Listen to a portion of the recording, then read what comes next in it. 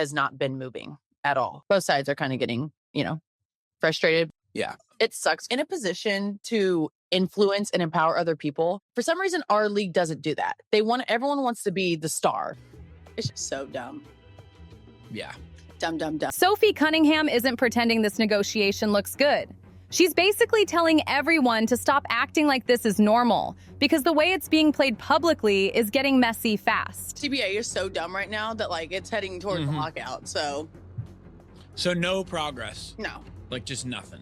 Honestly, nothing. We get weekly emails from the PA side of things, and it's just And here's the part people keep missing. When a player like Sophie is irritated, it usually isn't aimed at the owners in some abstract way. It's aimed inward, at the messaging, the strategy, and the way the union is choosing to frame the fight. Because at some point, this stops being about what you want and starts being about how the public hears you asking for it. But I know us players are holding our ground, so it should be interesting. At the end of the day, depending on where these negotiations go, if you give these players what they want, you're going to get all the best players. Therefore, you're going to win. Therefore, your ticket sales are going to be up. Everything's going to be up. But that's what these negotiations are, is finding where that middle is. That's why Rebecca Lobo stepping into this matters. Lobo isn't a hot take merchant. She doesn't need attention.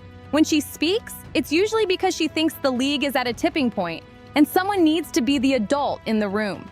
She's been consistent about the reality of the WNBA's moment, how one superstar can change the business overnight, but also how the league can still fumble the bag if it refuses to tighten the product, tighten the standards, and tighten the presentation. Now she's turning that same blunt honesty toward the player's side, and the message is simple.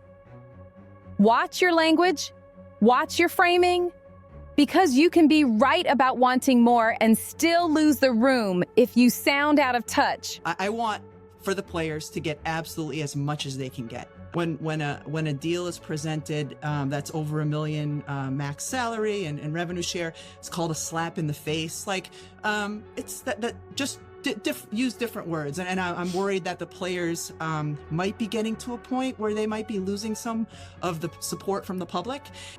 Her warning hits because it's rooted in optics.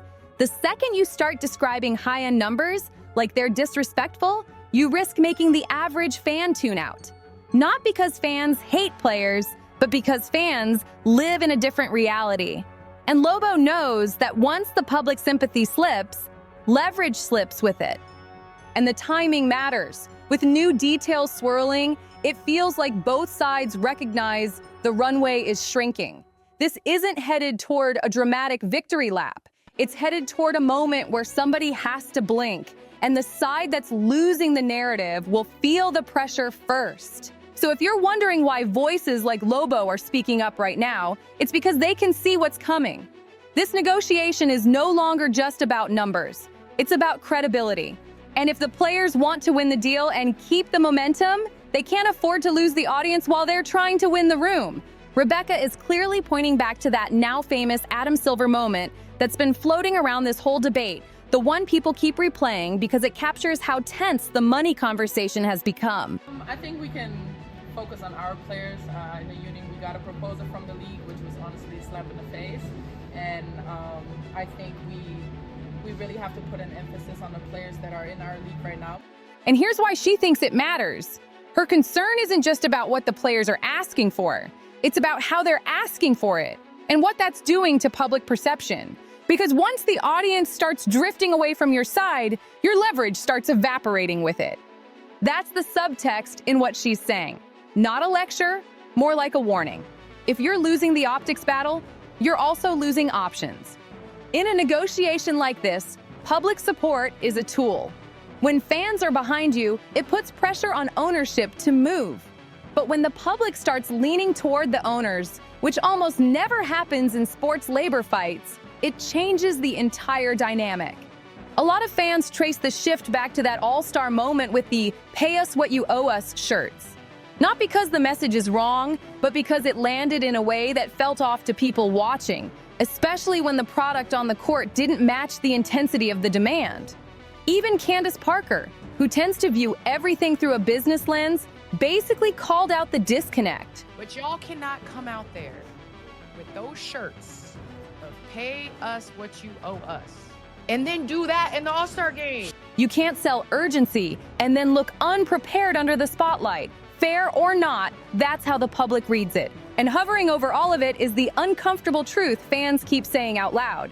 Without Caitlin Clark, the current offers don't look anything like this. The new money, the new attention, the new stakes, it didn't come from nowhere. Fans feel like they're being asked to ignore the obvious, and that's where the resentment starts, which makes the union's posture risky. They opted out early for a reason. Everyone understands why the timing mattered. But if you act like the league's surge is just generic growth and not tied to a specific catalyst, you create an optics problem you can't talk your way out of. When the public believes they're showing up for one main attraction and the messaging tells them they're wrong for feeling that way, it backfires. And then you see it in how people react to union posts online. The tone, the framing, the choice of what to emphasize, it becomes fuel for critics who already think the players are overplaying their hand. That's what Lobo is trying to prevent. Not the players fighting for more, but the players fighting in a way that makes the audience stop listening. The union can keep insisting that the audience is showing up in equal numbers for every star, but the viewership trends keep telling a different story. You can respect A'ja Wilson and Alyssa Thomas and still acknowledge that the finals didn't move the needle the way the league wants you to believe. And when you factor in how Nielsen has updated its measurement approach, it gets even harder to treat every headline number like proof of a tidal wave. That's why the comparison people keep making feels so brutal. A fever exhibition can generate more buzz than a championship stage. And that isn't an insult to the players involved. It's a reality check about what casual fans actually respond to. It's the same energy as watching someone try to sell a story everyone in the room knows isn't true. Everybody smiles, everybody nods, but nobody is fooled. That's where the league is right now when it tries to frame this as a pure, evenly distributed boom. And it's also why the "we can just hold out and keep playing elsewhere" talk doesn't land the way some players think it does. Natasha Cloud can say it, players can believe it, but the audience has to prove it. If Unrivaled is struggling to hold attention, that's the market giving you an answer. The casual fan doesn't follow labor strategy. They follow stars, storylines, and urgency. Take the biggest draw out of the equation, and you can feel the oxygen leave the room. That's where the tone shift starts. Fans were on board with raises, better conditions, and a bigger slice of the pie. They still are, in principle. But the messaging has started to sound less like a reasonable fight and more like that Parks protected character who always manages to turn a valid point into an eye-roll moment. The pay me more argument hits different when the public thinks the moment is being overplayed. Which brings us to what the endgame looks like. Sophie sounds like she's over the performance and the posturing, and she's saying the quiet part out loud that a lot of players avoid because they don't want the backlash. Meanwhile, Rebecca Lobo is basically warning that sympathy isn't unlimited, and once it's gone, you don't get it back with another statement or another graphic. Then you add the timing. Brianna Stewart saying she's seeing light at the end of the tunnel is not nothing. That's a star signaling that the temperature is dropping, that reality is setting in. And the league rolling out a 2026 schedule right now is a subtle flex. It's a way to lock fans into dates, expectations, and anticipation. And if anything disrupts that calendar, the finger pointing won't land on the league first. That's why the pressure feels different this week. It's not just negotiations behind closed doors anymore. It's narrative control. And if Lobo's warning means anything, it's this. Stop feeding the backlash. Tighten the message. Settle the deal. Get back to basketball before the audience decides this is all noise and no product. Here's the part that doesn't get said enough. Negotiations aren't just numbers, they're storytelling. Whoever controls the story controls the patience of the audience, and patience is a form of leverage. Right now, the players are fighting for real improvements, but the way the fight is being presented is giving the other side an opening.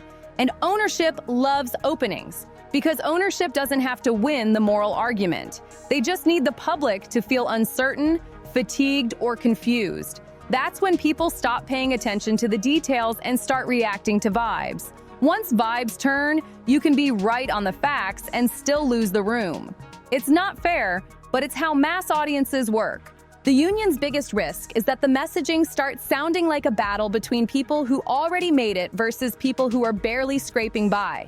Not because that's what the players intend, but because that's how it can land with the average viewer who's thinking about rent and groceries. If you don't thread that needle carefully, it becomes easy for critics to frame players as ungrateful instead of underpaid.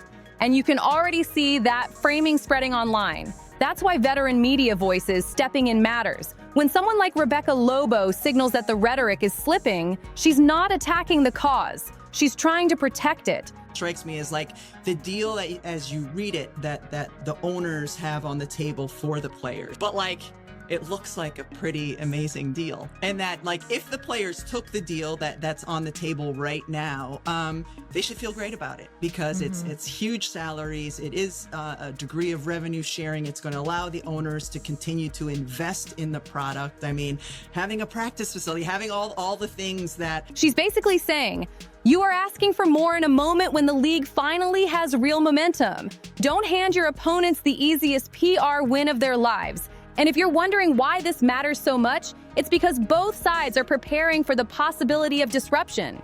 The league will plan dates, sell storylines, promote marquee matchups, and lock fans into anticipation. If anything derails that, the side perceived as starting it takes the first hit. That's the true danger. Not losing a negotiation point, losing the audience's sympathy while the league's spotlight is finally bright. There's a simple test for whether the union's messaging is working, and it has nothing to do with what's trending on player Twitter.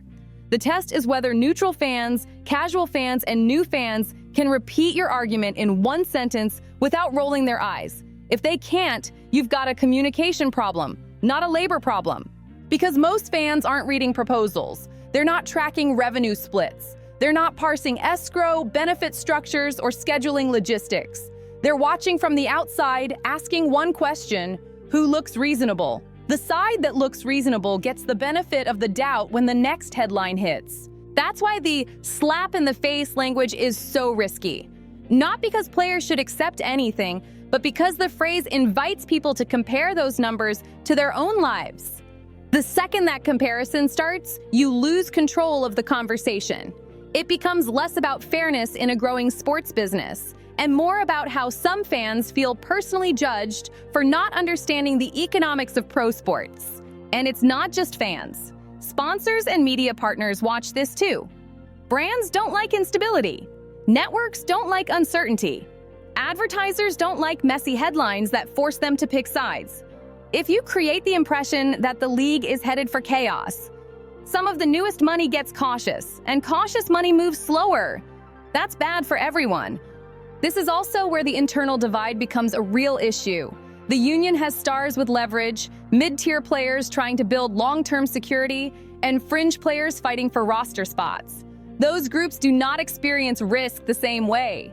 If negotiations drag, the people with the smallest cushion feel the pressure first.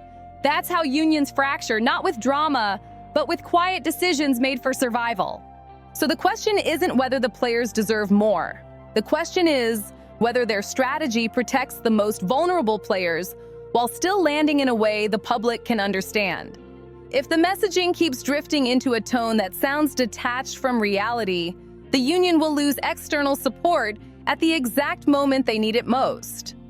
This is why the optics conversation keeps coming back. It's not a distraction. It's the battlefield. If you want to understand where this is headed, watch what each side is doing instead of what they're saying. Words are cheap in negotiations. Actions cost something, which is why they're more revealing. The league releasing a schedule is a perfect example. It's not just a calendar, it's a commitment ritual. It tells fans to plan, tells media partners to package storylines, tells ticket buyers to get ready, and tells sponsors to align campaigns. It makes the season feel inevitable, and that is the point. Because once it feels inevitable, anyone who threatens that inevitability becomes the villain by default. Meanwhile, when star players start talking about light at the end of the tunnel, that's another signal. it usually means they're hearing numbers that can be sold as progress, or they're feeling the weight of how much is at stake if this turns into a standoff. Stars don't love uncertainty because uncertainty messes with legacy plans, health plans, and brand plans. Even the most pro-union players understand that a missed season doesn't just hurt owners. It can blow a hole in momentum that takes years to rebuild. And here's the hard truth about momentum. It's fragile. A league can spend a decade trying to build mainstream habits, and one chaotic summer can make casual fans move on to the next thing. Sports attention is not loyal. It's rented. That's why you're hearing more public caution from respected voices. They're not telling players to shut up. They're telling players to stop giving people easy reasons to dismiss the cause. Because once the public shifts from pay them more to this is getting ridiculous, you can feel the leverage drain. So the endgame is probably not a dramatic showdown. The endgame is a face-saving deal both sides can sell. The union needs improvements it can point to. Ownership needs cost certainty and stability. The league needs the season to start on time with as little drama as possible. And that brings the message back to one simple principle. Fight hard, but communicate smarter. Don't just win the negotiation. Win the story that makes the public stay with you when the next headline hits. This is the moment where all of it comes into focus. Not the tweets, not the sound bites, not the posturing. The leverage has shifted, the public mood has cooled, and the people who understand how this league actually works are signaling the same thing in different ways. The window for messy rhetoric is closing. Because once fans stop seeing this as a fair fight and start seeing it as a power struggle, everything changes. The union doesn't just lose goodwill, it loses the one thing that can't be replaced with a press release: momentum. And momentum is the only reason these numbers are even on the table in the first place. That's why the schedule drop matters. It's not just dates, it's a trap door. It locks the audience into anticipation. And if something breaks that anticipation, the blame will land where the frustration is easiest to aim. That's not morality, that's optics. And optics decide who gets sympathy when the dust settles. So now it's simple. The players can keep pushing, but the messaging has to tighten. The league can keep holding, but it can't pretend the players don't deserve real gains. And both sides know the same truth. A standoff doesn't just hurt one side, it risks killing the very surge they've been riding. This is where adults step in. This is where egos get parked. This is where the deal gets finished. Because if they fumble this moment, the next chapter won't be about raises or revenue splits. It'll be about how the WNBA finally had the world watching and still found a way to turn the spotlight into a self-inflicted wound. And if you want every twist of what happens next, every backroom shift, every pressure point, and every move they don't want fans to notice, stay locked in right here. Hit like, subscribe, drop a comment, and share this video. Courtside Leaks is where the real story lives, and we're not missing a single piece of it. We've got every angle covered, every leak, every backstage twist, every moment they won't show you. Hit like, subscribe, drop a comment, and share this video. Stay locked in with Courtside Leaks, your home for the truth behind the WNBA headlines.